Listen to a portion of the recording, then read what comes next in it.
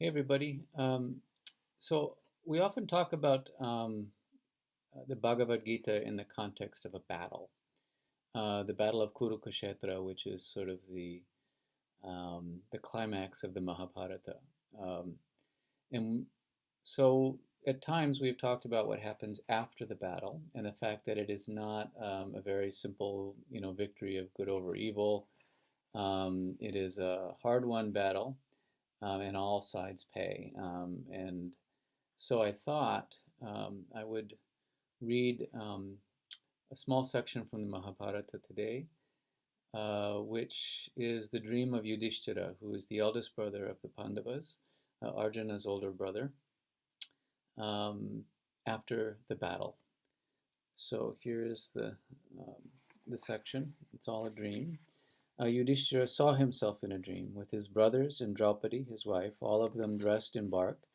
Yudhishthira was walking north over a great desert of salt and white sand beyond the Himalayas, where the sun's hollow rays had sucked up every drop of water. There were mountains in the distance ahead, but even walking quickly, they drew no nearer to them.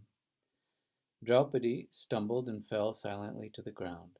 Yudhishthira knew she was dead. He did not turn to look back or break his stride. Arjuna bent over her a moment and then fell in with the others. Looking down at his feet, Yudhishthira saw a small brown dog walking panting beside him. Sahadeva died, his younger brother. Nakula ran to him but softly collapsed himself and slumped lifeless over his twin. Arjuna died. Bhima, the second brother, asked, "But why is this?" "Forget all that is heard," answered Yudhishthira, "and all that deserves to be heard. Remember long ago what you were born knowing." "It's just as I always thought. It is so simple as that." Then Bhima fell. Yudhishthira thought, "I know he is dead without looking. I must continue lest my death find me waiting. Had I not killed Karna, his enemy, I could climb to heaven on a sunbeam. Had I not slain Bhishma, I could follow Ganga down to my death in the cool rock-built cities of the Nagas, lit with jewels far underground. But here he eludes me."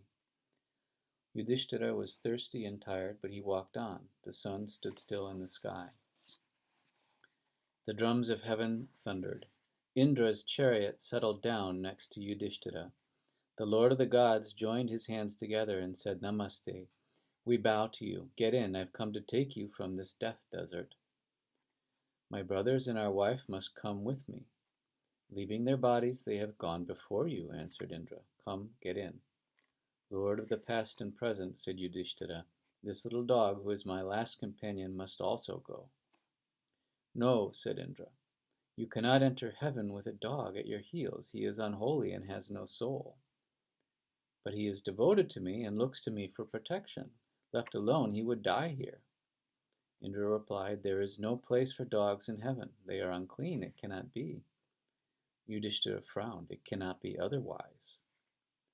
"Don't you understand? You have won heaven. Immortality and prosperity and happiness in all directions are yours. Only leave that animal and come with me. That will not be cruel." "Is this place some part of my kingdom?" "It is, Majesty." "Then I am who will decide what shall be done here. I do not turn away from my dog. I turn away from you. I will not surrender a faithful dog to you. Truth and 1,000 sacrifices were weighed somehow in a balance, and you have heard which was heavier. Whoever comes to me from fright or from disaster or from friendship, I never give him up." "But I can't take him. I'll put him to sleep. There will be no pain. No one will know," said Indra. "Lord of heaven," said Yudhishthira, "you have my permission to go." "Your splendor will fill the three worlds if you will but enter my car alone," said Indra. "You have left everyone else. Why not this worthless dog?" "I have decided," answered Yudhishthira, "and more than that does not concern you." Then very quickly Indra knelt on the sand and bowed his head. "My Lord Dharma." Yudhishthira turned in surprise. The little dog that had been lying in his shadow was gone, and in its place stood Dharma, tall and blond and gray-eyed. "Yudhishthira, do not bow to me, my son," said the god. "Blessings to you. As a dog I followed you across this desert, You have compassion for all creatures, and that is not weak, but strong. And what you believe in, you have defended to heaven's gate. So thank you for listening. We will have class on Saturday on Zoom. Check the email for directions on how to log in. Take care. I'll see you soon.